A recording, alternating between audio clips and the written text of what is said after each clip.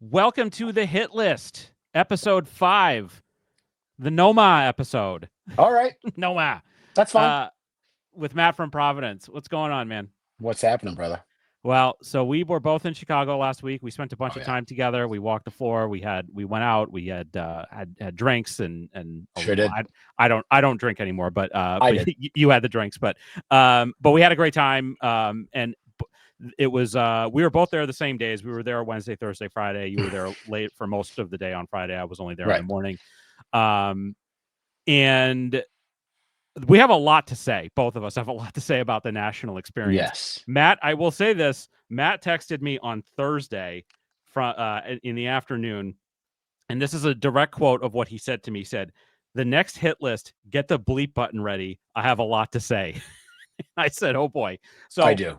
we're going to get into all of that stuff. And All if you of it. watch Theo Clemente Collector's video, you got a little bit of a taste of what Matt said. That's right. And what we're going to hit that. But before we get into all of that ranting and stuff, overall big picture, last week at the National, it was my first National ever. I had the time of my life. It was my best experience ever in the hobby. It was so much fun. And it was to see all of those cards, to see all of those dealers, to be in the same place with YouTube friends, with people that I'd never met in person before, to get have everybody in one place to get to do all of that stuff. It was incredible, and I loved it. And I've shown the cards. I'm going to show the cards again that I bought last week. Why not? If you've watched the other videos that I posted, you've seen them. I came away with, I bought 9 cards and then 1 autographed postcard, and I am over the moon about all of them. And so I'm thrilled with it. And so from your standpoint, like overall, what was the experience like for you? It was great. It was great. It was great. The National is great. It's always going to be great because of the guys like you guys that I got to hang out with on Thursday who just love baseball cards and love to talk about baseball cards. Amazing. And then there's baseball cards, and I love baseball cards. So tough to have a bad time. It is a great time. But And then there's some other things involved that we got to talk about. All right, so let's get into it. Like Not only do we have to talk about it, I demand that we talk about. I demand improvement. You had improvement. Interesting. So you came at this from somebody that was there for dual purposes. You wanted to get stuff for inventory for shows, and also you were looking for stuff for your PC. So let me just state this how I put it. Okay. I have my card business and I collect baseball cards. Okay. Yes. I went to the National, let's call it 21 and 22. And then 23, I don't, it's 22, 23, and then 24, I don't go last year. And I decided that it didn't make sense with travel for the business, so I don't go last year. I had huge regrets, just personal regrets. Like I missed out. I wanted to be there. I wanted to hang. And so I talked to my wife about it for this year, and I said, listen, I just want to go. And while I'm there, the business is going to buy some baseball cards. But I'm going no matter what. Empty pockets, I'm going. I just want to go. So that was it. So yeah, I got to go, have a good time. And while I was there, the business picked up some baseball cards. The business sold some baseball cards. That's all. That's the way to put it. That's the best way I can put it. Okay. So from that standpoint, and again, you have, 2 years ago, you were probably still relatively new in terms of being a dealer, that kind of thing. You have 2 more years of experience under your belt as a dealer. Going to this National. Sure. And so you walked the floor, you saw all the tables, you went upstairs, which was a shit show. We'll probably talk about that in a little bit too. And that, so the additional experience you've had as a dealer, you walked around and had some interactions and some experiences with other dealer tables that were stuff that you demand to talk about. So I'm just going to let you, go. Like start where I know there's you one. You have the list. So I gave you I don't have the list. The list is on my phone. I'm looking at my phone. So I can't do that. The first thing was 89 Upper Deck Griffey. The 89 Upper Deck Griffey table. This all right. Again, so we got 89 Upper Deck Griffey. Yeah. And we got the Williams autos. Those are the first 2, right? Yeah. We're going to tie these in. These are going to tie in real nice. Okay. So the 89 Upper Deck Griffey, I'm walking the floor on Thursday afternoon. So day 2 of the National. And we happen to walk by this guy's booth, and the guy's got 2 showcases full of 89 Upper Deck Griffey signed. Really, really, really great card. Of course. I got one. I got one. I got Yep. one. I know how much they're worth. Yeah. I know how much I sell them for. They're worth between $300 and $400 as long as the card isn't a 10, which these weren't. Mhm. $300 and $400. There's a lot of these cards. The guy signs a lot of autographs, PSA slabs, a lot of cards. There's a lot of these things. This guy proves it to us by filling 2 showcases full. And he didn't stack them up so they're like this. I mean, they're fanned. So I mean, these showcases are at max capacity. Okay. And again, we're at late day 2 when I see these, and I just lose my mind. Now, I don't say anything other than my father who's walking the floor with us, but I go, look at that. And my father goes, yeah, wow, look at that. And I go, yeah, wow. I said, he's got the most popular card signed by the most popular player in the last 40 years. Hasn't sold one yet. Hasn't sold one yet. Hasn't sold one. And maybe he did, but he's got 2 showcases full at the national convention. Everybody wants that card. Everybody wants that card. Everybody wants that autograph. Everybody wants that card and autograph in a PSA slab. This guy had everything everybody wants. There's 50,000 people in the building. 40,000 of them want that card. How come you haven't sold one, buddy? How come you got 2 showcases full still? It's so embarrassing. Yeah. He presents them and goes, look what I got, guys. Yeah, buddy, look what you got. And you're going to have them tomorrow, Saturday, Sunday, and I'll see you next year on Wednesday. It's embarrassing. It's so embarrassing. I'm sorry that you're like, but I haven't told a lie. Everyone watching this is going, yeah, because it's true. It's true. You're there to sell baseball cards, as far as I know. That's what the booths are for. You're For the not most selling part, any yeah. of the most popular card ever. I don't get it. I just don't get it. Oh, Can you help me? I don't know. We said that we talked about this already. Nobody had any help for me. I just don't get it. Yeah, I don't get it either. It's bizarre. It's like, are you selling? It goes back to a question I think you have sometimes a lot of dealers, which is, are you there to sell cards or are you there to show off museum pieces? Now, if you're there to show off museum pieces, that exists at the National, but Sure. The point of that is that those places are selling those cards eventually, or they're in an auction now. Whereas something like that, where somebody has more Griffey rookie autos than you could ever possibly want in your lifetime and can't sell one of them, you have to question the business acumen there for sure. I don't get it. I just don't get it. So how does that tie into this Williams? So then I auto? find a deal for these Ted Williams autographs. I buy multiple Ted Williams autographs, a little bulk deal for Ted Williams autographs. Okay. Mm-hmm. So this is, I think, one of the things that I had mentioned in this list is buying from the dealer, not the employee of the dealer. Yes, buying from an employee of I'm going to tie this into. So I go over to this guy's booth. Guy's got a city block for booths. I mean, he's got endless stuff. Like, wow. The last thing he was concerned about were these Ted Williams autographs. Mm-hmm. At least that's what it seemed like. I was happy to take them. So anyways, I make an offer to an employee of the dealer.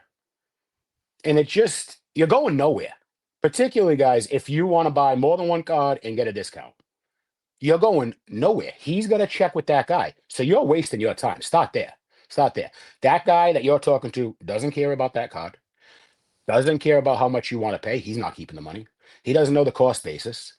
There's just no effort's going to be behind getting this deal done. So do yourself a favor. Ask whose card it is. And when they point to that person, go talk to that person. Yeah, it's good advice. So I make an offer with this person. They pass it on to someone else who then goes to the owner of the cards. And it comes back with a counter offer. And had the guy spoken to me one-on-one, he would have known there was no counter offer to be made. It was a really strong deal. So I asked for the gentleman's name, and I just walked over and talked to him myself. And 2 minutes later, the deal was done. Yeah. And that's just, I couldn't really tell you why, other than what I just said about the other people don't particularly care. But when you have passion about the things and you're knowledgeable about it, it's going to, and assuming that person is too, because they're the owner, and he knows the cost basis, how he knows how long he's been stuck with the card. He knows a lot of things, and you're just going to get the deal done a lot better if you just talk to the owner of the card first. Don't waste your time with an employee. Not that they're doing anything wrong, but you're just going to have more success talking to the owner of the card. Exactly. Okay. Yeah, that's good advice. I bought those pieces. Sure. I bought those pieces. Yeah. I have not shown up at a show yet. I have not posted them on eBay, Twitter, X, Instagram, anywhere. And I've already sold 3. It's pretty good. Now, hopefully, the guy that has the 89 Upper Deck Griffies, hopefully he's a subscriber. Because that way, not only can he see the wrongness of his ways, he can see the light. Wow, you can sell these cards and you can make other people happy. You can give good deals. Right. I sold 3 of them to 3 friends or friends of friends. Guess what? They got great deals. And guess what? I made $1. I made money. And I'm so comfortable telling those guys that I made money off them because I know how good of a deal they got, and they know how good of a deal they got too. These guys would never complain about that. Wow, Matt, go ahead. Give me more deals like that, Matt, where you make that kind of money, because that's how good of a deal they got. This is not, I'm not a unicorn. This isn't hard. This isn't hard. I don't get it. That's the thing that I get from you from this conversation. I have the Williams autographs. Go ahead. I'm sorry. Yeah, the thing I get from you a lot is that this is so much of this is common sense, and so many people just don't have common sense. The commonest of sense. Yeah, exactly. The commonest. So anyways, this is the Williams piece. It's absolutely beautiful. I bought a few of these. They're stunning. I think it's a lithograph sketch, and then it's autoed right across the middle by Williams. And if you zoom in, which is going to be tough here, these are all actually from the Williams family collection, which is amazing. That's crazy. I didn't know it till afterwards. But yeah, so I just did they have, were those all like in a showcase, like you could see all of them?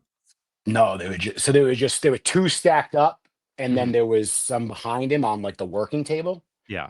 And I simply asked him, like, hey, like, are those more Ted Williams? And he said, yeah. So Well, there you go. That's again, it's common sense. Like, use common sense. So we're gonna, and there's other things on the list. There's more. Yeah, there's a lot more. That makes me question about people's common sense and also common courtesy. So the next, I wonder if you and I are going to disagree about that common courtesy part. Well, maybe not. But the next thing on the list is check back on Sunday. I don't need to sell this and don't need the money. So tell me about the check back on Things you Sunday. should never say to your customers, guys. This is the rudest thing, and it's a lie. Okay. I don't need the money. I don't need to sell the card. Okay. All right. Now, a lie is a strong word here, but you are there to sell cards, aren't you? Okay. You don't want money for the cards. Okay. So even if it's that card that I don't need to sell that card, I don't need the money for that card. Okay, that's fine. But all of your cards, all of the cards for sale should be treated the exact same. And if you had that same opinion about all the cards, you'd never sell a card. Okay. Right. Yeah. It doesn't make any sense. Well, can we, like, I just said one thing. Can you just give a little bit of the context on what happened? Like, yeah, so the Sunday one is real easy. I'm talking to this guy about a 41 Williams. I make a he's real good offer, like real fair offer. And the guy counters, and I come back, and he counters, I come back. And finally he says, you know what, just check on Sunday. And I said, please don't ever say that to one of your customers, man. That's not a good look. I'm trying to help you here. That's really, really rude what you just said. You said that to him? Yeah. And he said he didn't understand why. He goes, yeah, you know.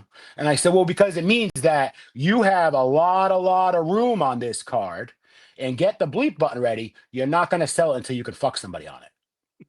That's what you're saying. If I can't fuck somebody in 3 days, buddy, it's yours. Yeah. That's disgusting. Yeah. That's disgusting.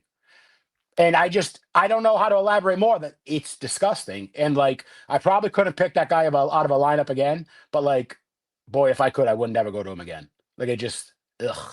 Yeah, that's gross. That is it's legitimate. Gross. I like to think that most dealers don't have that attitude, but that's an outlier. But that's gross. That is gross. It's gross. 5% off Jim Rice. Oh my God, this guy, right? This guy's got 2 Jim Rice rookie cards, 75 Rice, PSA 8s, sitting next to each other. And okay, Matt from Providence thinks those would be great inventory to bring back to Massachusetts. Okay. Absolutely. The guy's got 160 on each. All right. Mhm. He's over. Surprise, surprise. He's over. So the card average is about $134. And so he's not even crazy over at 160. He's not. Right. That's not crazy over. You could put 150. But anyways, I said I'd like to buy them both, and I'll pay you 320. So I'm gonna pay. I'm sorry, I'm gonna pay you 240. I'm gonna pay you Mhm. 240. So I'm gonna pay 120 a piece, which seems pretty fair for a $135 card. I'll take them both off your hands, 240 bucks. And he comes back with, oh, I couldn't do that. And now it's more of like, oh man, I couldn't do that. Yeah, yeah, buddy, we get it. Just give the song a dance. Just tell me. I can take 5% off. I said, so $152 is your best? Am I walking away at 150? Like, I'm a numbers guy, Jake. Yeah. And so if you say 5% is your best, I'm going to take the number for it. So 152, best you can do. 151, I'm walking away. You're going to let me Yeah. walk? Exactly. Yeah. You couldn't come back at 150 and see what I say, or no, just 152 is the best I can do. That's embarrassing. Yeah. That's embarrassing. It's just embarrassing. That's bad. How about counter and say 300 for the pair or something like that? Or I don't know, but no good.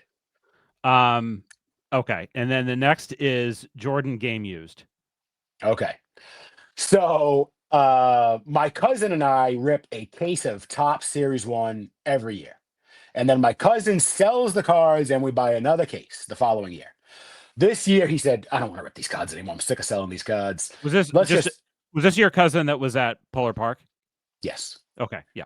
Okay. So he decides, hey, Matt, I'd rather just take this $815 we have, and I want to just roll it into a card or two cards and just keep selling at the shows just with these cards, see how we can do.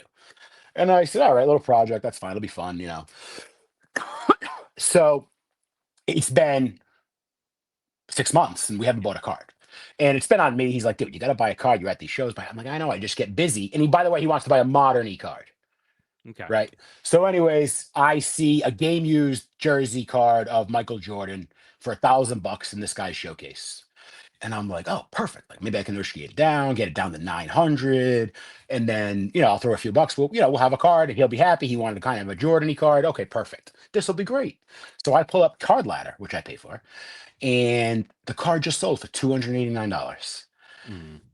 And like, I was so excited 10 seconds earlier. And yeah, it wasn't for a PC thing, but I was like, I found something. This guy's over 300% comps. What? Yeah. What? I don't even know what to say. And I'm telling you, the numbering was right. The grading was right. The color of the jersey was the same. Everything was the same. It was $1,000 sticker. There's no conversation to be had. Well, what am I going to offer? $275? Like, it doesn't make any sense. Like, and I'm not going to pay 400. I'm not going to pay 500. I don't get it. I just don't get it. They just want to gouge people or rip off novice, I guess. I don't know what I don't, or they're idiots. It's one or the other. But yeah. That's the next. That was the second to last thing. The last thing was the Just Collect, the video with Leighton Sheldon and Mike. That we'll talk about that. But I want to hit on this topic of the pricing of the cards at the National, because I think a lot of folks are interested in that. I think that from my standpoint, for sure, like there were some dealers that I was just like what planet are you on? Like, just because I know what cards, the cards that I want, the cards that I'm interested in, I know what they should be going for. But there were, but like it wasn't impossible, and we're both going to show all of the stuff that we got. It's not like it was impossible to get deals. It wasn't like it was impossible to find dealers that had stuff that was reasonable. You had to look. It wasn't right in front of your face. Most people were priced above comps for sure. Some people were priced way above comp. What do you feel like was the most often seen percentage over comps? Most often seen. See, I'm not a numbers guy, so this is the problem. I'll tell you, mine was. What would you say? About 150%. Okay, so no joke. On average, Yeah, About 150%. I think that's fair. I think that sounds about right. A fair. Yeah, your assessment's fair. That's what I mean. Thank you. Okay. Yeah. So your assessment is fair. I think that if you, so I did this. So we didn't talk. We haven't. I don't know that we've done a show since this was on, but I kind of like made some waves during Hobby Palooza, and people were kind of thought I was maybe a little out of my mind for saying this. Where I did. So it was we were on with Dan. It was me, Mike, Greg, and we were on. That's with that Dan. channel that won't have me on, right? The Four Collectors? Yeah, that's it. Go ahead. What do you mean they won't have you on? They won't have me on. Why? Because they won't reschedule when they do it for my schedule. That's why. Okay. All right. No, well, I'm just kidding. No, Dan actually invited me on very soon, and I had to say no because I work. But they do it on Sunday nights. I work Sunday nights. But it's tough. I think we're going to be doing some things. Hopefully, I know some things are in the works. Yeah. Great, because I know you talked. I know you Theo was at the thing on Thursday night, and so Theo and I, we may be brothers, and nobody knows it. Oh, Theo is the greatest. Shout out to we Theo. hit it off really, really good. I mean, that guy, what a good guy he was. And shout out to all the Four Collectors. Like, just those guys are good before guys. we get back in this, like the Four Collectors guys did incredible work. They got some, and this is I'm sorry, I almost knocked my microphone over. I'm so excited.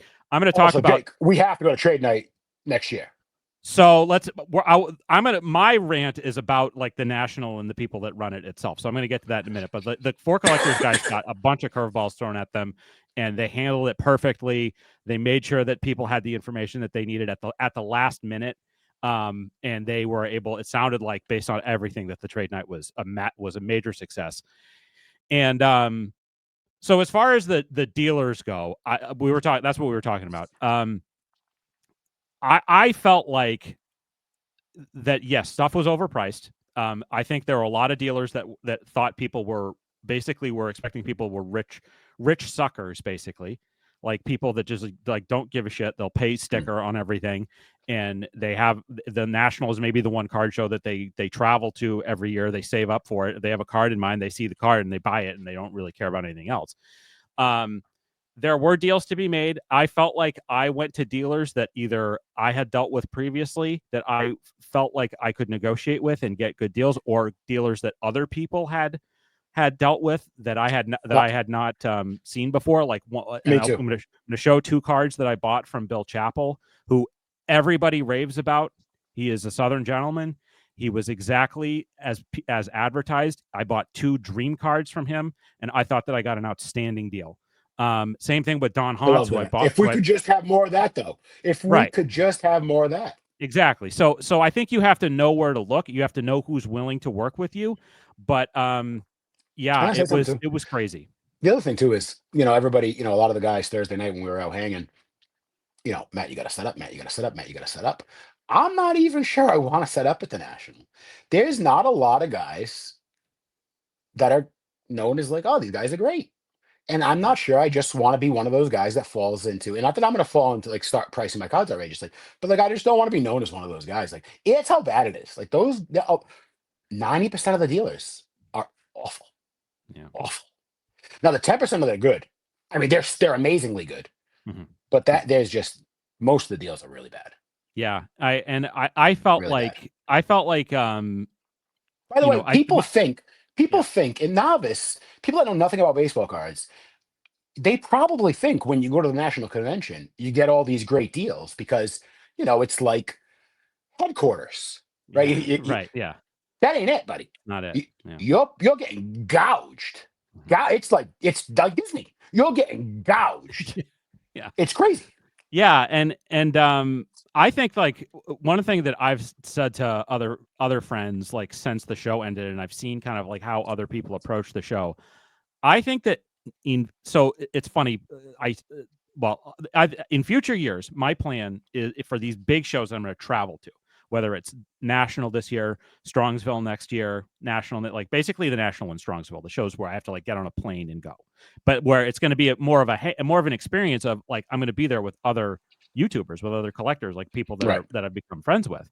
I think that my goal in the future is I'm going to spend most of my budget on one big card and then spend the rest of the time hanging out.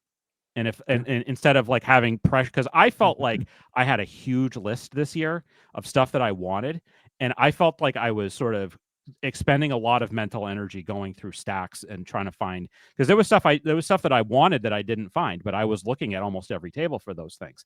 And my thought instead is I should try to use like Shriners or Philly Show or White Plains or those kinds of shows to like work off of a bigger list of smaller items. And instead, I go to the National and I plunk down a big amount of money on one card. I have a little bit more walking around money for the rest of the show, but the focus is hanging out and spending time with people instead of having to, like I said, expend that mental energy trying to find like a bunch of cards. So I think, and so I said this to one of our friends, and the friend said, Jake, you bought a big card. And I'm like, yeah, but like honestly, like I got a great deal on that card and it was only about a third of my budget. So, so anyway, the whole thing was a big learning experience for me. But I think what you're saying about the prices, about the that plays a factor in it too. Because I can go, and again, I know the dealers that will set up at the National that I can deal with, that if there's a huge card that I want, most likely they're going to have it. Most likely they're not going to bend me over, and I'll be able to get a big card that I want, and then go about the rest of my time enjoying it. I love it. So let's talk about the last thing on the list here that you had, which was Junk Wax Hero and Leighton Sheldon conversation. So there was It'd be great if we could just insert that clip right here, by the way. But I'll see what I can do, but in case work on that. In case I can't, like, let's just talk about what it was. So basically, and correct me if I'm wrong, because I watched the reel again. Leighton Sheldon, who runs Just Collect, they had amazing stuff at their booth for sure. And I believe they did sell like a complete T206 set. He did sell that on Saturday. That's wild. Mike, our friend, Junk Wax Hero, was over at his table, and Leighton kind of talked about this scenario that had just happened, and he got Mike's opinion on it. And basically, what it was that a gentleman came up to the table who had a 52 tops mantle. No, 51 Bowman, right? I thought he had a 52 tops mantle. 51 Bowman PSA 3, $15,000. Okay. Well, I thought it was the other way around, but either, let's forget the card. The card is like not super important. It was $15,000. If you think you're gonna find a 52 tops mantle for $15,000, you're not. No, I thought it was the 51 Bowman that was 51 Bowman.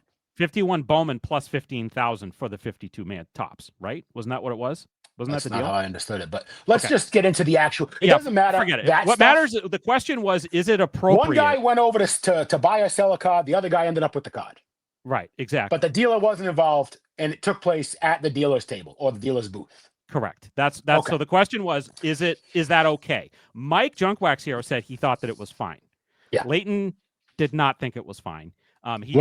So Leighton was holding it together, and I liked Leighton a lot. Yeah. He was pissed. You could tell, yes. Because he put it out there publicly, and I could still see it, which means he was livid 10 minutes earlier. My guess. So as somebody who is both a dealer I like this guy a lot, and so we're gonna have I have very different opinion here. So no bulk deals at my table. You can't do a bulk deal. Two customers can't do a bulk deal at my table. Okay, that's definitely a thing. Okay, because you can't take up too much space. That's fair. Sure. Yeah.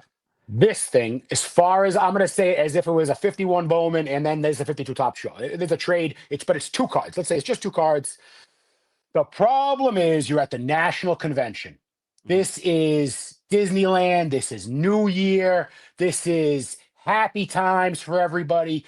You saved up all year to come get this one big card.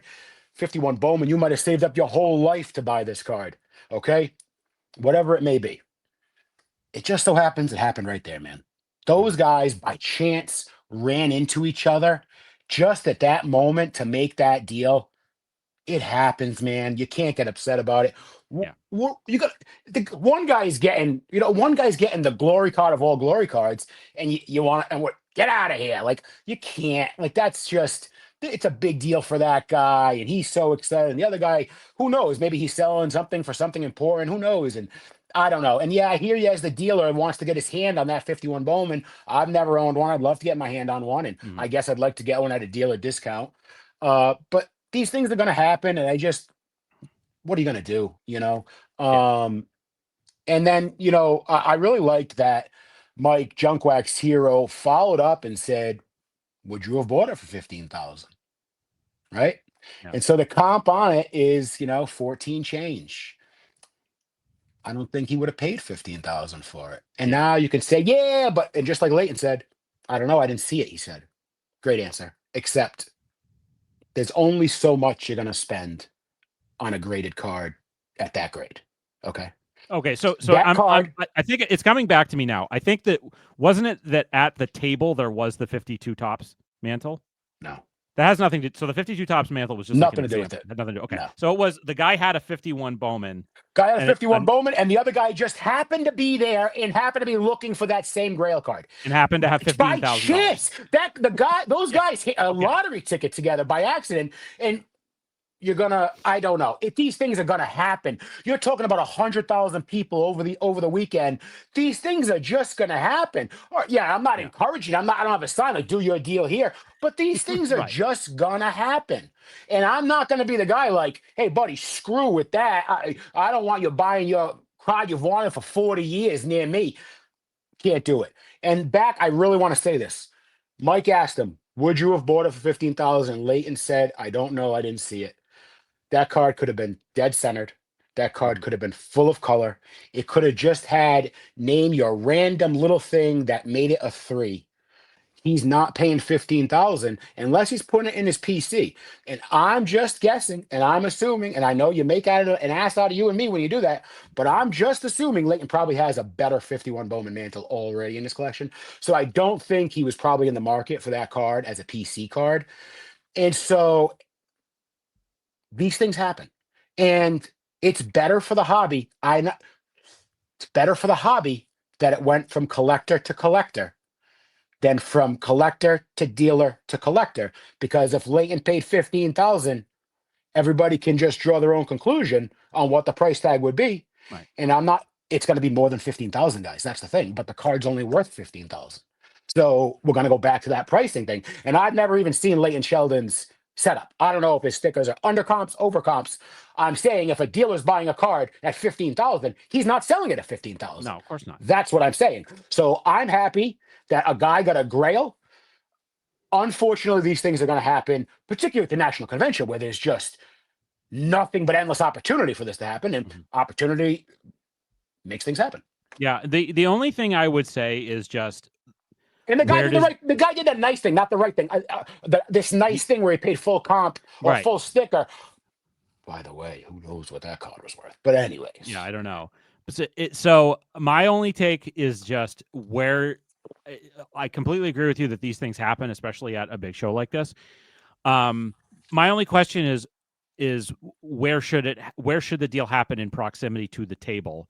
And I don't disagree. And like I don't know that anybody in this the two guys had any intent to be disrespectful. I don't think they were. So I think my take is that it's okay. Here's a better question though. But, where's the deal going to take place? Like, how far away is not near your table anymore? Yeah, I don't know. I'm not trying to get in semantics here. I'm just asking. It's 8 feet between the edge of your table and the aisle is 8 feet wide. So if he stands 4 feet 1 inch away, now the other guy's getting screwed. The other dealer's getting screwed. It's like, where do you do these deals? Where do you do these deals? Yeah. So these things are just going to happen. That's all. They're just going to happen. So but it was a 51 Bowman, probably cost you 3 G's, so it's a problem. Yeah. What the thing is like I think Leighton, this had just happened to him clearly, or it happened to him before. Oh no, buddy, it had just happened to him. And so I think that, and Mike just happened to be there, and they were like, "Hey, let's do this." So let's get this on Instagram. Yeah. And my thought is that you're coming at this from somebody who you're kind of a neutral observer, right? Like this didn't just happen to you. I wonder if we had taken Leighton out of that situation after this negotiation. Not a 51 Bowman because it just hasn't happened with a card that big, but I don't operate with cards that big. Okay. Right. So, but it's happened. Mm-hmm. Guys have made deals in front of me. It happens. What are you going to do? What are you going to do? You're going to yell at the guy. You're going to make a big stink about it. And he didn't do that, but he also said he wasn't there. Yeah. I wonder what would have happened if he was there. Yeah. Right. I don't know. And another thing I talked about, I wanted to talk about, you may not want to leave this topic, so go ahead. What?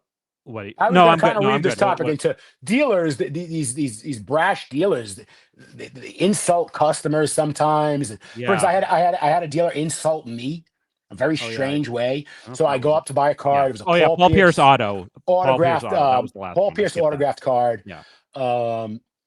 And it was going to be with my cousin again, another opportunity to try to buy a Yeah. more Monty card, sell up here in New England.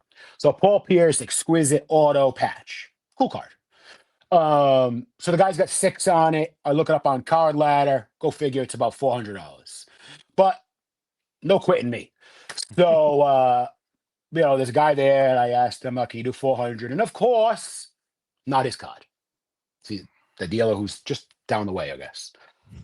So I said, well, I'd like to make an offer if you don't mind. He goes, I'll take it to him. But I said, see if you can get down to 400. Right. Mhm. So let's see where this happens. I'm pretty sure it's not going anywhere, but let's just see. I'm not paying $1 over 400, by the way, but Yeah. I'll throw it out there. So the employee says, oh man, he's firm on his stickers. He's not gonna take that. And I said, he's firm on his stickers. What does that even mean? I said, so if I say 575, he's not gonna take it. And I don't know if it was the loudness or the guy was stupid or whatever, but he then takes the 575 offer that I wasn't really making, and he just takes off to the dealer. And he comes back, and you wouldn't believe it. 580. Jesus. So it's a little wise ass that. joke turns into, you're the joke, buddy. You're the joke. So now the dealer sees me walk. I'm like, oh, thanks. Now the guy comes over at 580, and I just say I'm going to pass. Rather than try to explain that was a joke, I just, oh, thanks, man. I'm going to take off. Thank you. And I go to walk away, and I hear the dealer go, you let him walk away for $5? And now I feel like he's going to give his employee a hard time. So I just stopped, and I said, just so you know, I wasn't walking at $5. The guy misunderstood what I was trying to say. It's just a whole thing. And the guy shot me a dirty look. I didn't like it too much, the dirty look I got from the guy. So I said, well, let me just explain to you what happened, buddy. So you were over comps by 50%. That's how this all started. So let's start there. You were off by 50%. I made an offer at 100% that your guy said was never going to happen. So then I made a joke that if I made an outrageously high offer on a card that I don't want at that price, you still wouldn't take it. And it turns out he was right. I offered 575 and you counted with 580 because I guess you needed that $5, buddy. I don't know. And he responds to me with, well, and now I have one of those things on that has the money. I don't know what you guys call it, a merce. I don't know what you guys call it nowadays. Yeah. So I got that Satchel. thing. I only wear them at the National Card Show, or I might wear them at some bigger card shows. It depends how much money I have on me at the end of the day. Yeah, right. And I said, and he said, well, everybody wants to be a baller, I guess. But basically saying that I was being some kind of a rude baller or something. And I don't know what he meant by that. And I said, a baller. I said, I'm 39 years old, bald. I got a wife, 2 kids, and a dog at home. I got a job. What are you talking about? And by the way, you just insulted a customer. Yeah. Why would you do that? And I said, have a great show, buddy. And he just stood there yeah, I guess that was stupid. Where was that going to get you? Yeah. Where was that going to get you? What do you think's in that bag, by the way, that you seem to think is ridiculous? I don't know. The things you want. You're here for money, right, buddy? I just don't get it. You're not going to find me insulting my customer. Maybe you, Jake, but that's it. And I'm joking. Just me. No, I'm the only one you ever insult. And my father, who's next to me, but not a customer. I just don't get it. Again, I'm there for good business. Wherever I am, it's good business. And that's bad business, right? Yeah, I definitely saw, just on that topic of the firmness of prices, I definitely walked around and saw people that had not even every card, but specific cards that would say firm.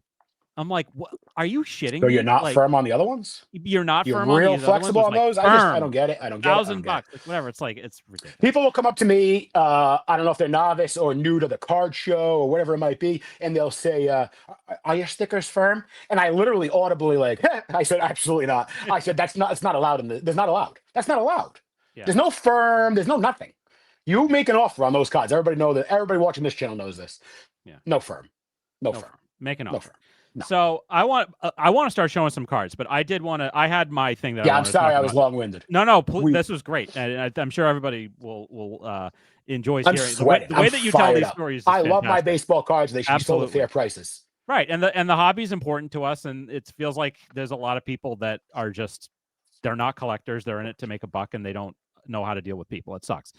But so speaking of people that I don't think understand collectors, the certain thing I want to talk about was the people that run the National itself. And again, great show. It's a huge event, tons of logistics, thousands of people that are involved. There's millions of dollars at stake. I get all of that. But I'm going to reiterate something that I said on John's live stream on four collectors on Sunday night, which is that the people that run the National need to lighten the fuck up. Okay. So first off, everybody knows about if you are a YouTuber and you follow the vintage community, you follow the vintage channels, everybody knows about what happened on Thursday night. It was really unfortunate. Mike Moynihan has addressed it several times. He's taken responsibility for it. When he came on the Four Collectors live stream on Sunday night, I tried to tell him, I said, look, Mike, it's not your fault that you didn't know that this thing was supposed to go through the National when the thing wasn't even fucking happening at the National. It was happening across the street, not on their property, not where they were doing it. But apparently they have this stranglehold on all of the hotels and all of the different places around there that they can't sneeze unless they get approval from the Dark Lords that run the National. I think it's embarrassing. It's bullshit. And if those guys think that everybody that comes to the National is only there to look at cards that happen and everything, the only reason why they're there is for stuff that happens under the convention roof, they are sadly mistaken, and they do not understand what the hobby is about. So there's that. There's also the issues that happened with trade night on Saturday night, where John and Theo and Sammy and Caesar and Dan were completely in the dark about a bunch of stuff that happened. And I don't speak for them. I'm not, and this is not, they have their own organization, and those guys do amazing work. Those guys did put in so much work. The Strongsville trade night was such a huge success that they then had the ability to do this through the National on Saturday night. And the organization running the National kept those guys in the dark about stuff that was super important, about the wristbands, that people were going to need wristbands to go. And there were people that changed their flights and their whole travel plans so that they could go to the thing on Saturday night. And then you find out that it's possible you're not even going to get in because you have to have a wristband and you have to show up at a specific time to get these things. Like, it's just, that is really too bad. And just general. And then I find this out on Sunday night from Orlando of A Collector's Dream, who said that he stayed at the Lowe's Hotel. He stayed at the Lowe's Hotel the last few Nationals, including this one. When he was going to check out, he relayed the story on Sunday night on Four Collectors. So I'm not saying something he already put this out there. He went to the front desk and asked to book next year. And they told him that he could not, that the National has already taken control of all of the rooms at that hotel for the National for next year. And they have to decide when they're going to release those rooms to be able to be booked, if they are going to at all, or if they're just going to, because I know that the Lowe's, like I believe a bunch of the big auction houses stayed there, like the ones with the names that, like they all stayed at that hotel. Well, my guess is then, Jake, is that just the Lowe's is holding out because they have the contract for the dealers and the auction houses. So they might have to just do a certain amount of floors. So a year out, 365 might have just been too soon. And maybe, they might have the info in a month. But I'm telling you, but Orlando has done that before, is what I'm telling you. What I'm saying is the Lowe's, they may have a new deal. But I can tell you that the National has some kind of, I don't want to say organized something, but like, for instance, when they go to Jersey tried to get them in by paying for all the dealers, this, that, the other. Like, buddy, when money's involved, anything's possible. I have a thing I want to get into before we go. Yeah. But go ahead. Well, no, I just want to say, like, I know it's big business. I know that this thing gets bigger every year. And from what I understand, again, this was my first National, like the corporate part of the floor was bigger this year. That's what I heard. Then you just got to get somebody on your board of directors that gives a fuck about collectors, though. Otherwise, capitalism is going to get in the way and it's going to fuck it up. That's the end of it. That's the truth. Yeah, and I think it's really unfortunate. Like that, like Thursday night, that hotel, they lost out on thousands of dollars. Absolutely. Because there were hundreds of people there. They were going to buy drinks. They were probably going to order other food, and they were following. And the other thing is, again, I think what they were trying to clamp down on is the idea of trade nights and other things popping up everywhere. Absolutely. This was not a trade night. Because doesn't matter. There was cards involved in Rosemont, and they weren't making a buck on it, and that's not allowed. It just sucks. It sucks because again, we're here. Most people, I feel like, go to the hopefully they go with their friends. They go to meet up with friends. Dude, I got to go with my dad. It was awesome. Yeah, I got to go with my wife. It was wonderful. I went with my wife one year. It was terrible. I'm just kidding. But I want to touch on this. We missed this, and it's going to be a touchy subject. But I want to hit on it. We don't shy away from that, so Friday night, I don't notice this till just a couple days ago, maybe Sunday or Monday. Friday night, our friend Dan went on a live stream. I'm just going to say he went on a live stream. Yes. And he showed off the Ted Williams autograph I sold him. Mm-hmm. And one of the guys is a nice guy. And I really like this guy. And I'm sorry that he has this opinion. And I'm sorry that I'm going to give my opinion. Okay. But it is what it is. This is the hit list. And so anyways, Dan shows off the autograph piece. And the first thing one of the guys says is, there's plenty of those, tons of those. Williams' son had him signing it. They're so common. Do you understand the guy hit 406? Do you understand the guy was in 2 wars? Do you understand like how important Ted Williams is to the game of baseball? And Dan put this card like this. I look at this all day, every day. And then you shit on his piece. It's the worst. I hate that. We're not done. Okay. I don't understand why. Even if you're right, why you shit on the guy's piece? He didn't buy it and say, I'm going to sell it, I'm going to flip it. He bought it and said, look how nice this is. You don't see something like this every day. And this guy couldn't wait to tell him, yeah, you do. But by the way, you don't. Not quite like this. This is a very nice piece. Yeah. And that was just shitty. And then he continued. And this guy works at a local card shop, hobby shop in the area in Massachusetts. So I know the guy. Mm-hmm. And he said, he works there. And he said, we must have 100 Williams autographs. So you're a New England hobby shop that has 100 Ted Williams autographs. How long have you had those? How long have they been overpriced? You got the most, you got the guy in New England. You got the guy, you're in New England. Why do you still have so many? Because you didn't say they're part of the collection and they're just for display. You said we got them, which means we got them for sale. How come you haven't sold them yet? That's all. Good questions. Good questions all around. Unfortunately, I'm going to run into this guy. I don't know what he's going to have to say about this. I hope he's not insulted. But just, it's not his joint. He just works there, I guess. But I don't know. Like, that's a bad example. You shit on the guy's collection, on what the guy just bought. By the way, other guys that watch that channel bought that same piece, and you shit on theirs too. And like, had you bought a card and there's a lot of those, why would you say that? Why would you say that? I just don't get it. It's just rude and unnecessary. And how come you got so many Williams autographs? It reminds me of there was one time I showed a card on Twitter. It was just it was an Ortiz rookie. It was from Fleer. It was just his base Fleer rookie that I bought at a Dedham show. And it's in a PSA 9, I think, and I didn't pay a lot of money for it. And I showed it and I was really proud. I'm like, this is my first Ortiz rookie. It was when he was still David Arias at that point, and it's a cool card, whatever. Or at least I said it was a cool card, or I thought it was.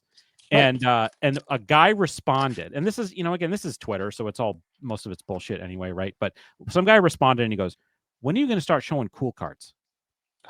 And it wasn't a joke. And it wasn't like if you had said that, I know you would have been joking, or if Mike or Dan said that, when are you going to show some cool cards? Yeah, I showed off. It wasn't like that. And a it was couple just years ago, I put a yeah, when I got the Nap Lajoie playing card, I got a 10, yeah, right. or SGC 10. Mhm. The first comment somebody put was like, "How much is that worth?" Yeah. More than it was yesterday, buddy. I don't know. Who cares? I was so excited to have that card. I don't Yeah, know. it's just don't shit on if. And I think what I think the thing I responded to him was like, I don't care if you collect 1988 Don Russ Diamond Kings puzzle pieces. If that's your entire PC, I don't give a shit. If that makes you happy, that makes you happy. Collect what you like, and if somebody else wants to shit on it, they can go fuck themselves. That's my That's opinion. it. Let's show some cards, Matt. So I if want to you're show this ready. first card. Go ahead. Go ahead. What are you going to say? I'm sorry. I get very excited. No, I was just saying, let's show some cards. So I bought this I'm card. done. And Hold on. this Just is a PC card pickup, and let me there's real meaning get this. behind it. And I stumbled upon it. And when I saw it, I was like, well, I got to buy that. So when I was in the 5th grade, I went There to we a private school. go. I went for public school my first years. And then for the 5th grade, my parents decided to try private school. After the first year, the private school recommended I go back to public school. But that's just a joke. But anyways, 5th grade, public, private school. The science teacher, Mr. Belial, he was a very, very nice guy. He had a big box of cards, of junk wax cards in the back of the room. And whenever you did good, he would tell you you got to go grab a card out. I was the first kid of the year to go pick a card. And I picked 1987 Topps Mark McGuire. And last week, I walked by a table and somebody had one PSA auto. And I turned to my father and I said, I gotta buy that card. That's awesome. I didn't, nothing except I just walked by and I thought, Mr. Belial, and I'm buying that card. Now, the guy had $100 price tag on it. I don't know what it's worth right now. I said, will you take 80? Nice guy. He said yes. By the way, I bought a deal from him earlier in the week, so he There you was a go. nice Always guy. helps. And there Yeah. you go. So, anyways, he sold me this for $80, and I'm gonna have this one forever. Awesome. That's a great one. So yeah, and then I picked up some other autographs. Uh, these three will be PC. I collect Brooks Robinson, which I really don't talk about much, but I played third as a kid, and we know Brooks. Yeah. So I got a few autographs of Brooks, some big Sweet. boys, Perez Steele. Yeah. Really nice. Awesome. Those are beautiful. Let's see what else. I got a Bobby Dorr. Oh, fantastic. So undervalued. So undervalued. All right. So I got cards that I bought that will be inventory, and then I have cards that got pulled into the PC and got upgraded. So I'm going to start with the ones that got upgraded. So this used to be mine, decently centered, 66. The SGC2, I'm upgrading to this 4.5. Little simple upgrade, but just felt like a good time. This used to be mine, 61 mantle. Beautiful one. Amazing Really nice. one. Really, really nice. And this 2 is really nice. So I'm jumping into a PSA 2. We got a 59 Clemente. SGC 3 used to be mine. And moving on to an SGC 4. Some of these are small jumps. Some of them are bigger jumps. SGC 2 Johnny Bench rookie used to be mine. And we're going to move on to a PSA 4. Tough to get centering on that card. Right. The horizontal ones especially. This is a weirder upgrade. So this card, tough centering for this year. I'm getting rid of this PSA 4. But if you look, it's got a black mark here on the border. Anyway, so I'm going to this 4.5, and it's more off center, but it's color's a lot brighter. I mean, plan on settling on like a dead center 6 someday, but whenever we get there. There you get there. And now we got the infamous downgrade. Okay. So we're going from an SGC 2.5 dead centered, 56 Clemente, but it's very faded on the face. There's some marks on it. Sure. Yeah. Tough 2.5, not a great 2.5 right there, to a 1.5 miscut. We're going to upgrade to a 1.5 miscut. Okay. The colors are just better. His face is clean. Big jump down, but really happy with the presentation of that card.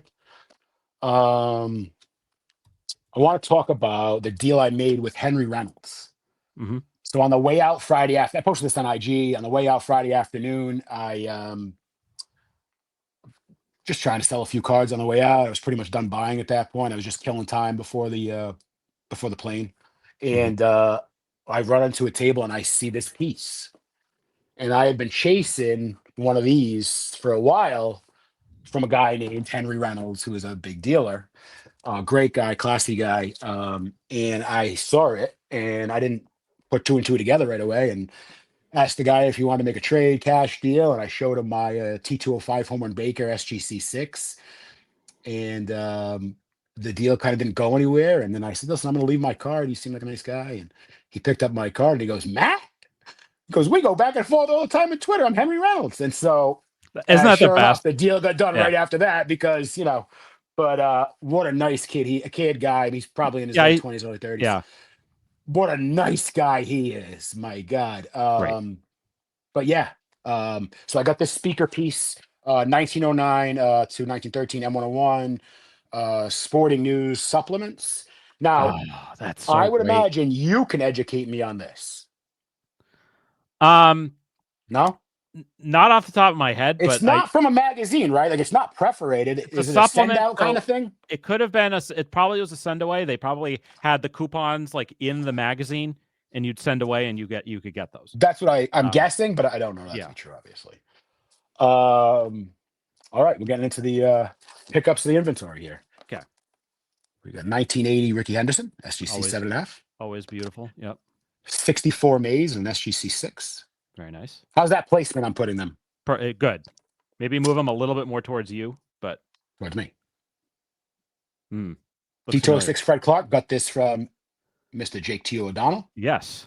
And I'll talk about you go through these, and then I'll talk a little bit about T205 Polar Bear back Rube Marquard. Yep. Also from me. T206 Elmer Flick? Elmer Flick. Yep. Hall of Famer. Flick, Yep. Hall of Famer, SGC 3. Mm-hmm. 3. George Davis, SGC 2.5. That was, by the way, you got a great eye, buddy. Like, yeah, a bunch of those were cards I bought raw and got graded. No kidding. Yeah. And one of my favorites, T205 Mathewson. That was not really me. Nice. The last like 4 cards were mine. You. So the rest of those are this one just happened to be on my stack. Beautiful. Yeah. Always that's such a great card too. Such a great card. Maddie, the T205. Really nice I don't know if I held on, but the front let's... just beautiful on that one. Fantastic. Beautiful. Yeah. All right. We got all SGC for a while, and then we'll move on to PSA. So I bought these cards in a lot. And I did this to get my card, try to get it cheaper, right? Yeah. So I picked up the Polo Grounds cards. So we got Ty Cobb here, and we have Eddie Plank on this side. Mm-hmm. Really cool cards. Not everybody's cup of tea. That's okay. No, but not everybody's cup of tea. I like them. I like them too. I have one for my PC. If you're just looking to get into pre-war at a reasonable price point, the game cards, you can't go wrong. It's that and the strip cards are the 2 best places to go. And so I pick up the Lajoie for me, and I'm really happy about this. And I just you get a real action shot of Lajoie. He doesn't have many action shots. So I really like this. I'm really glad I finally got one. Yeah. So that was a PC pickup so that I could, make that nice.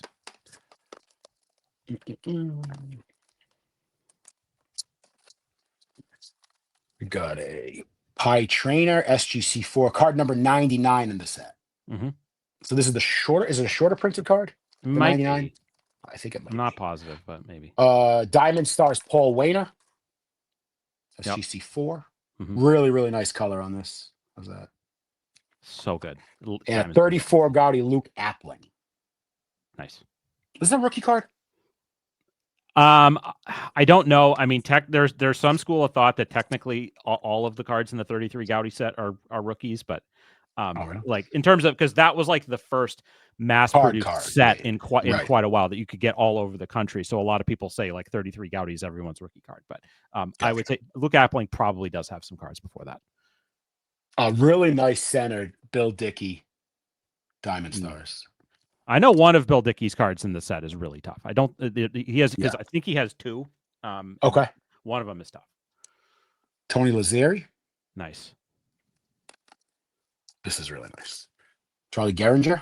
That's great. Such a great the horizontal card. Such a cool card. Such a cool card. Lloyd Wayner. Love, I love that card. I Yep. just got one back myself. Yep. And Red Ruffing. Nice. The color on these cards just beautiful. Mm-hmm. All right, that's it for SGC. Now we got a little bit of Beckett, a CGC, and a couple of raw cards. Yeah. We got a nice Satchel Paige and a Beckett 3. So and nice. I know we hate Beckett, but this card's pretty nice. That is a very nice card. Yeah. Cheapy, but a goodie. Owen Ryan. Mm-hmm. Ricky Henderson auto in a Yankees uniform. I imagine this won't last very long at my table. Mm-hmm. Really cool. So this one almost made it into the PC, but the setting was just a little bit too much for me in a 56. Aaron, CGC. I'll tell you what, those cases, I know they're not quite there yet, but they're so clear. I like to see. I just got my first card back from CGC. I Really I nice. like them. I like the process of grading with them. Here's a cool one for you. Kind of newish, but old guy. We got Bobby Orr Jambalaya. We got a raw one and we got a graded one. We're selling the raw. We're keeping the graded. Don't know if it's a forever PC, but right now I like this card. Right now I'm going to keep it. Yeah, that's all I know. But yeah, I got a raw one. And then we got Roger Clemens, really, really clean auto in a Yankee uniform. Really, really nice. Again, not a card that's going to last long at my table. I actually got this from Dan's Vintage Cards. Hey, there you go. 64 Hank Aaron. All right, we're on to the PSA slabs. Okay. 1980 Topps Larry Bird and Magic Johnson rookie card. What's the grade on card that they just PSA 6. Okay. Yeah. So you just don't these don't last on my table very long. No, it's such an iconic nice one, card. buddy. 39 DiMaggio. Nice 1.5. I'm trying to get the lighting just right for you. Yeah, 1.5. Yeah, it's nice. Okay. Wheels are turning in my head on some of these, just as an FYI. You're what? The wheels are turning in my head on some of these, just as an FYI. Oh boy. It's miscut. It's a 1.5, boy. It's pretty nice. 54 Jackie. It's a great card. Oh yeah, I love that card. Yeah. This visited the PC. I already had a 3. I didn't know, but I tried. I try to keep every Jackie card. 62 Manager's Dream. PSA 3, dead centered. Wonderful card. Yeah. This one visited and competed, but didn't make it. 64 6 miscut. I had a decent PSA 5. So I kept the PSA 5. Now, this one, I don't know if you like this one, but I don't think this will last long at the table. We got 1981 Kellogg's PSA 10, Collier Skremski. It's a Pop 26, if that matters to any of you youngsters out there. Okay. But I never held one. Pretty cool. We got a Pedro rookie in a 10. Won't last long. Love that. That's my favorite Pedro rookie for sure. Yeah. We got a 58 Clemente in a 4. Yep, in a 4. 62 Perry in a 4. Really nice. 72 Ryan. Also a 4. Nice. We got a couple of yucky shiny cards. We got them both from. Are these both from Mike Junkwax, I think? So maybe shiny he said you did a deal with him. Acuna.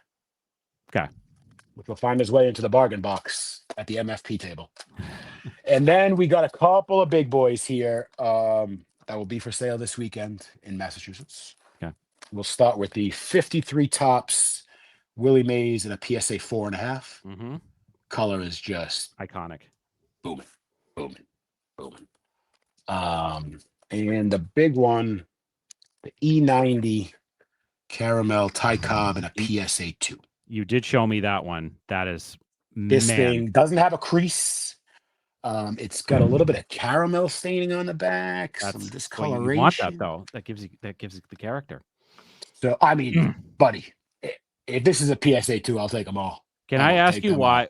Can I ask you why you're putting that in? Why you're going to be offering that up instead of keeping it? It's a lot of money. Okay. That's a lot of money. I want one.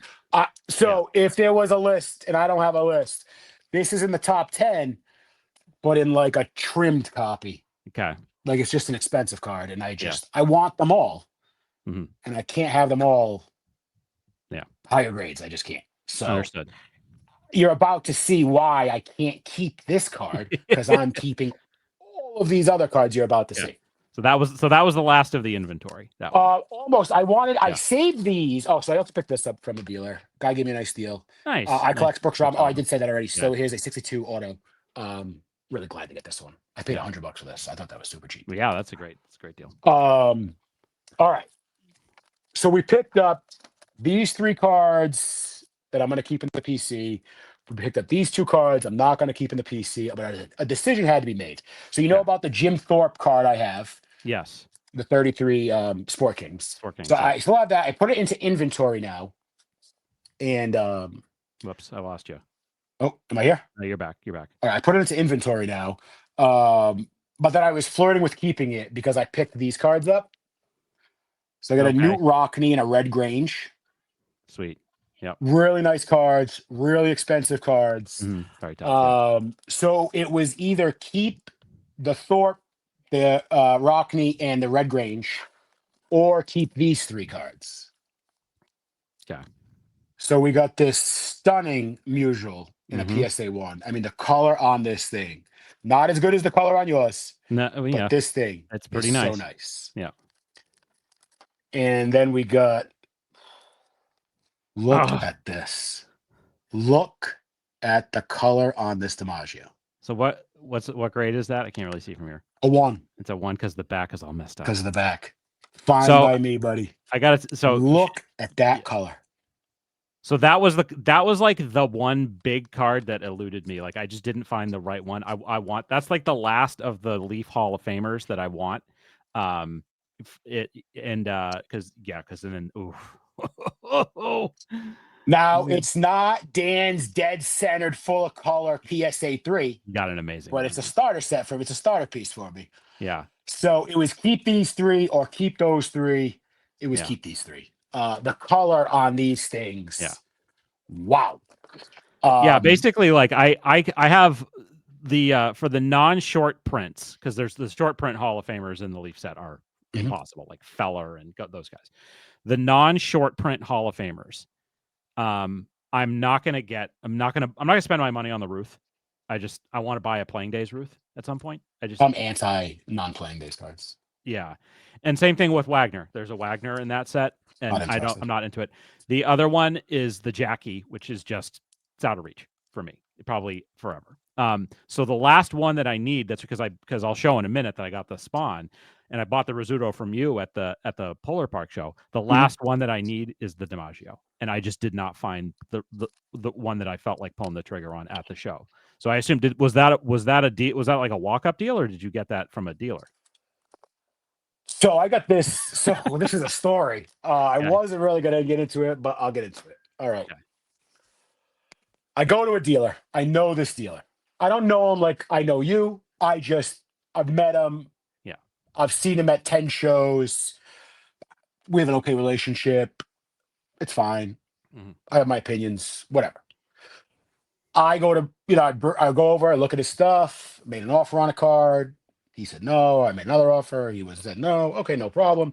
Asked him if he was buying cards. He said, yep. So I gave him my book. And I think you went through my book at least once, right? I think I did, and I mean, I had 40 cards of some of the best cards in the hobby. Some of the best, some crazy autograph. I had a Cobb autograph in there. I had a Carroll Shelby autograph in there. The Home Run Baker was in there. But I got everything, all kinds of stuff.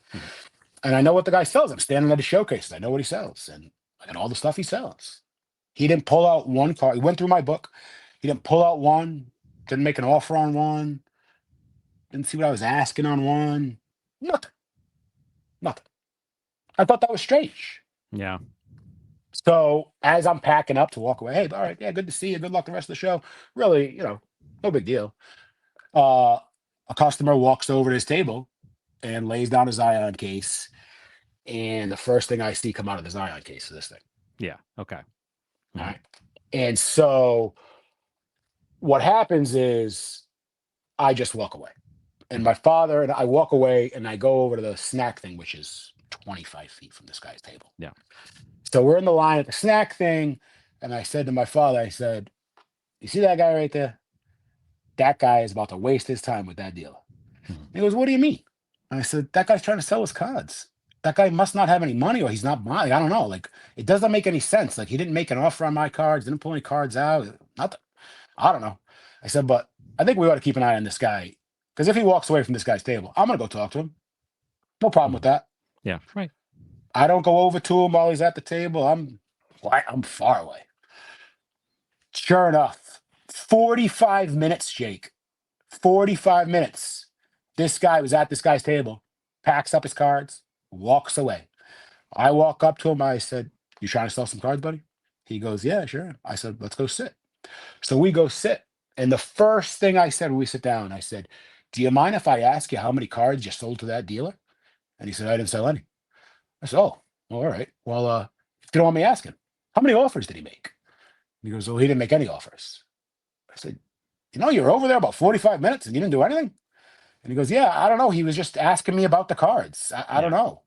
And I said, I think that dealer was just saving face and just wasting your time because let me tell you, he wants those cards, I would imagine. I think everybody in this room wants these cards.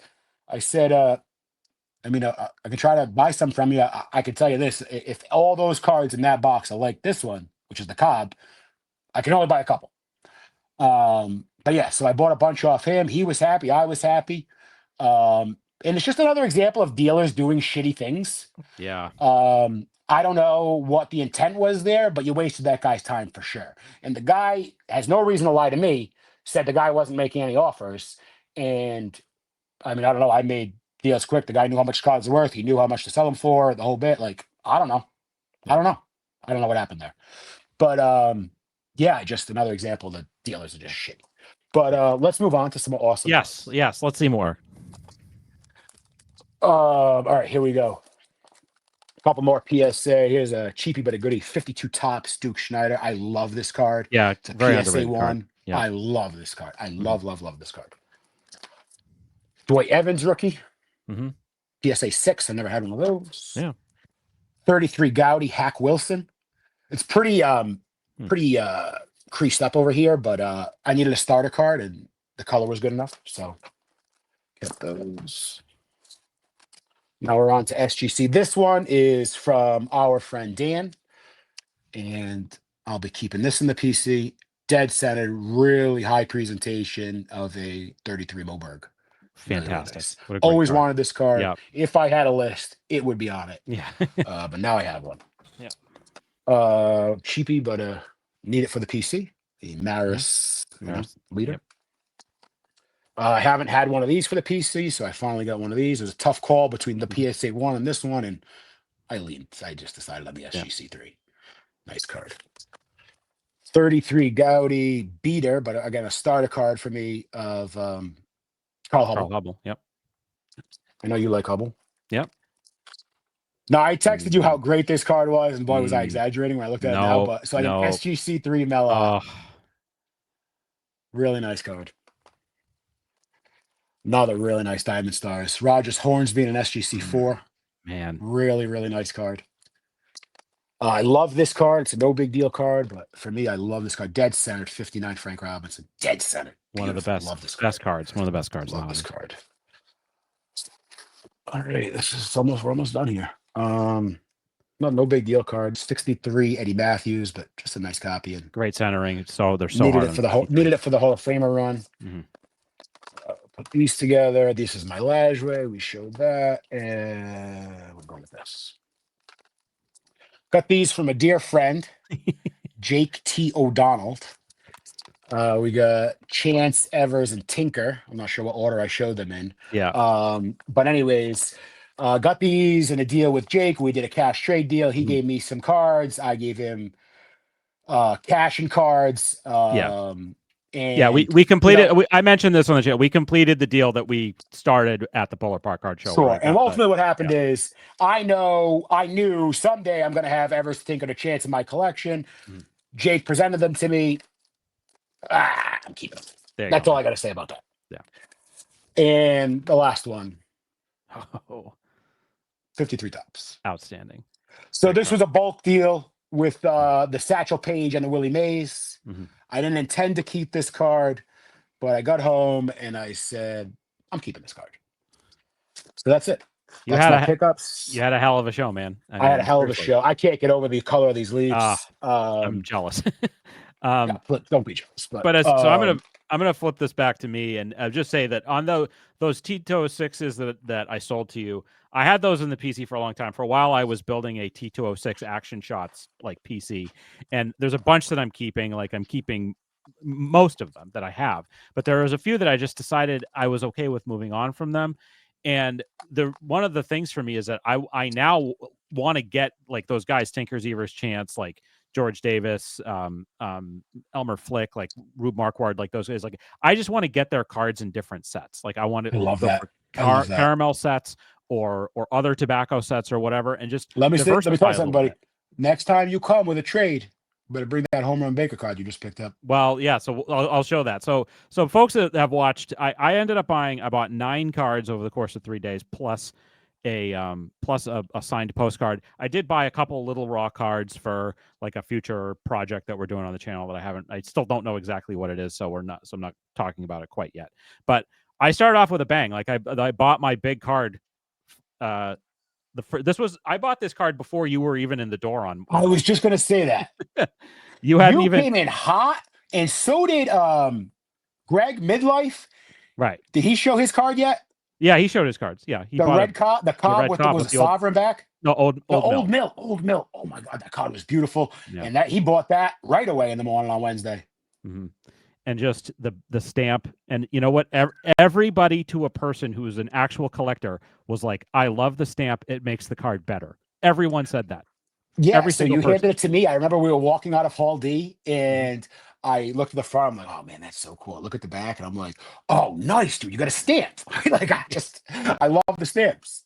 So this is like permanent centerpiece to my PC. I want to again shout out Don Hantz, who is kind of a New England sports card dealer, kind of a legend, honestly, as the guy that was the founder of Don Sports Card Center in Portland, Maine. And he had unbelievable stuff at his table, and he sets up at Shriners too. So so that was my big buy. So after that, I was, kind of figuring out other stuff that I wanted. This was a card that was high on my list, the blue tint.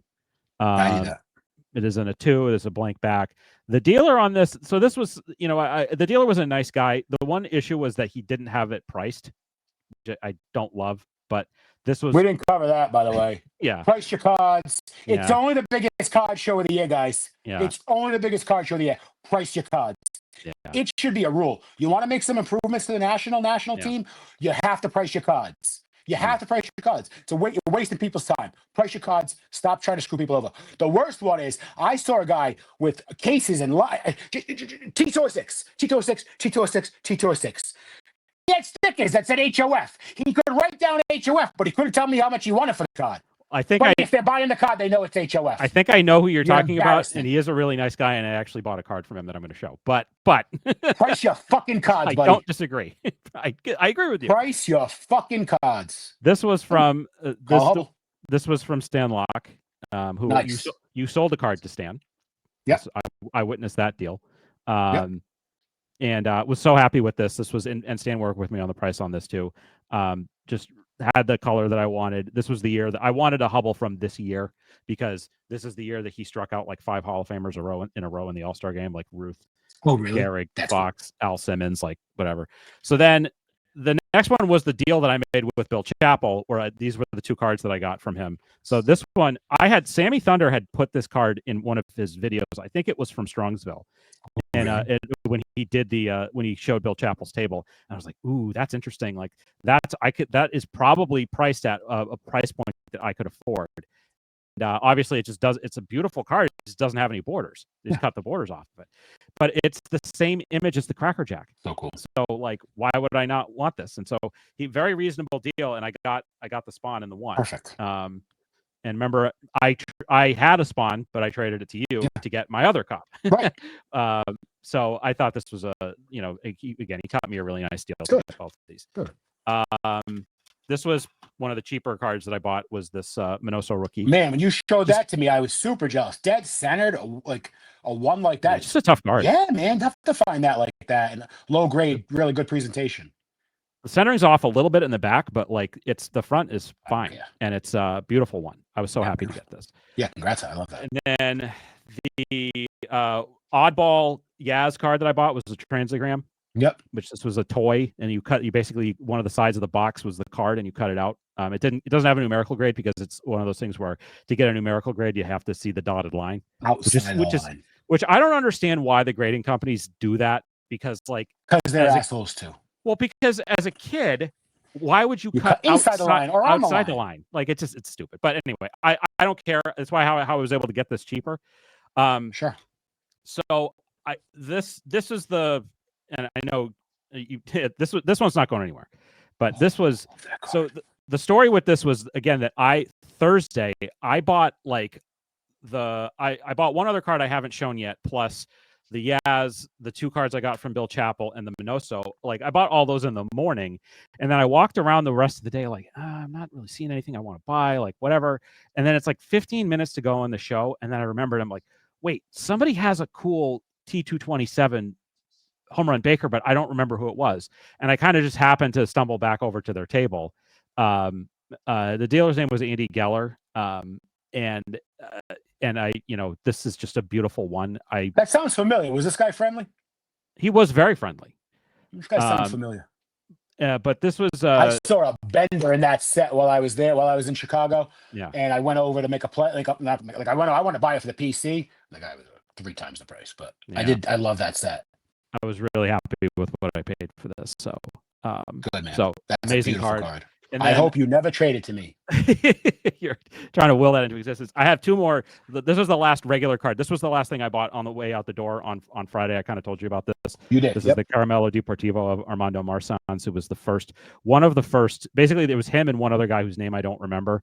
That they broke in with the Reds in like 1911. It was the first. They were the first 2 regular Cuban players. There was one guy in like 1902 who played like 1 game for the Cubs, but like Marsans was like a regular from 1911 through like 1920, and he played for the Yankees, and he like had 46 stolen bases 1 year. Anyway, this is from when he was a manager in the Cuban League, and I saw this.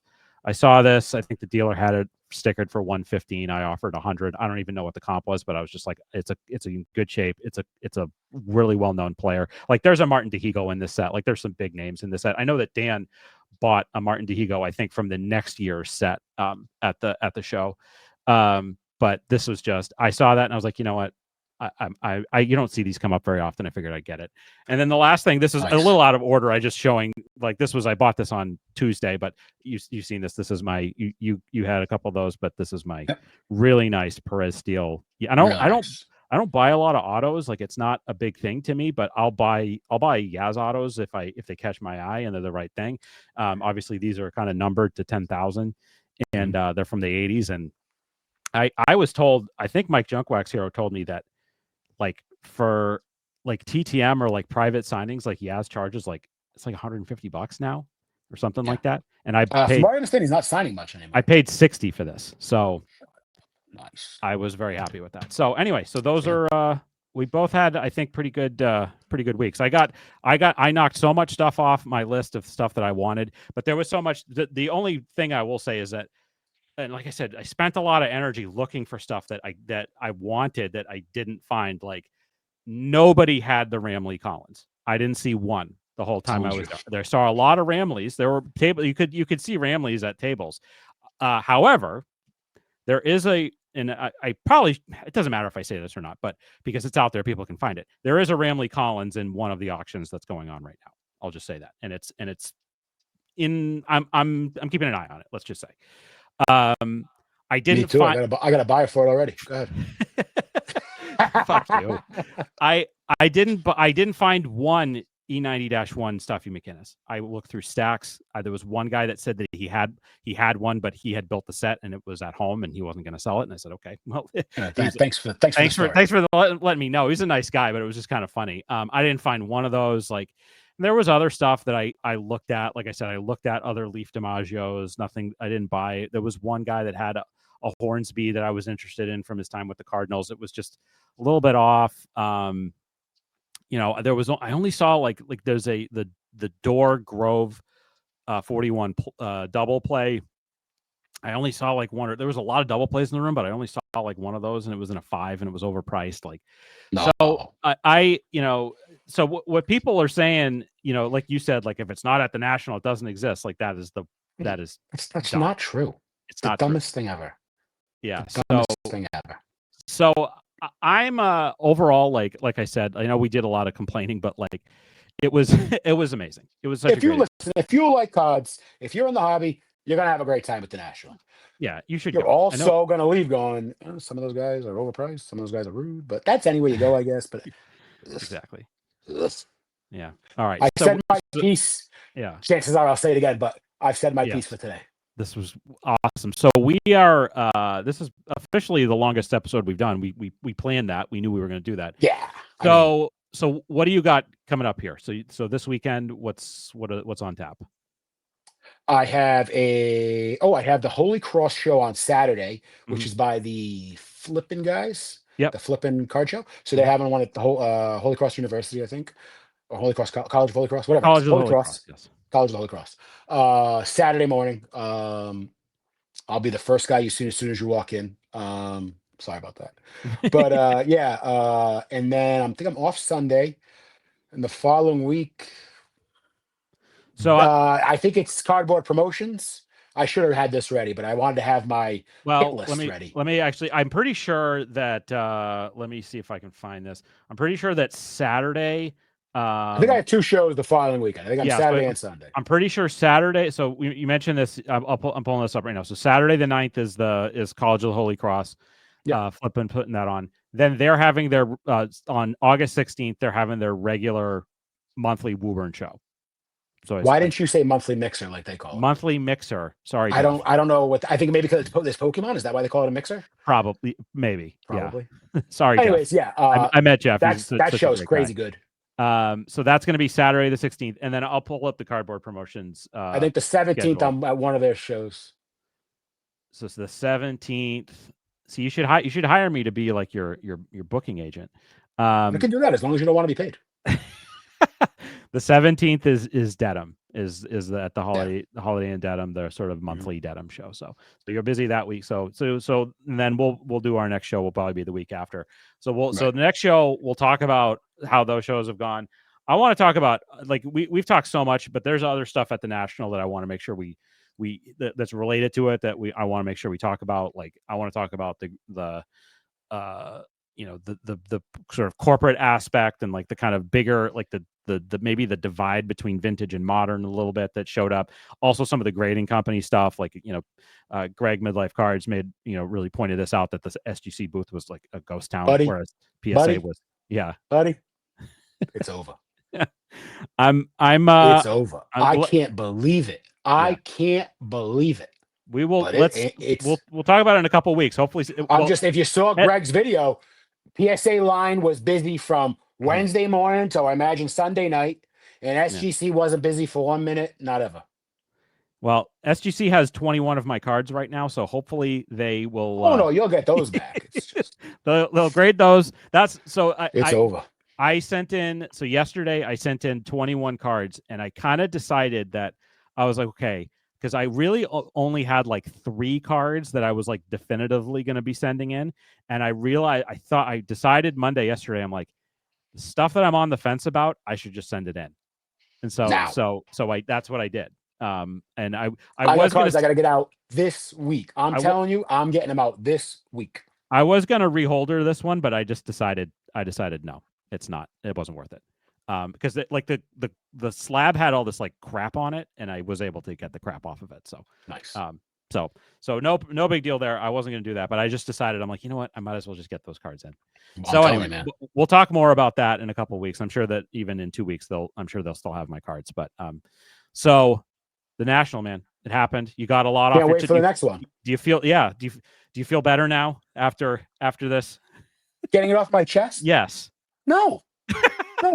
Price your cards. I'll be better when you price your cards fairly. Fairly. Still going. I don't.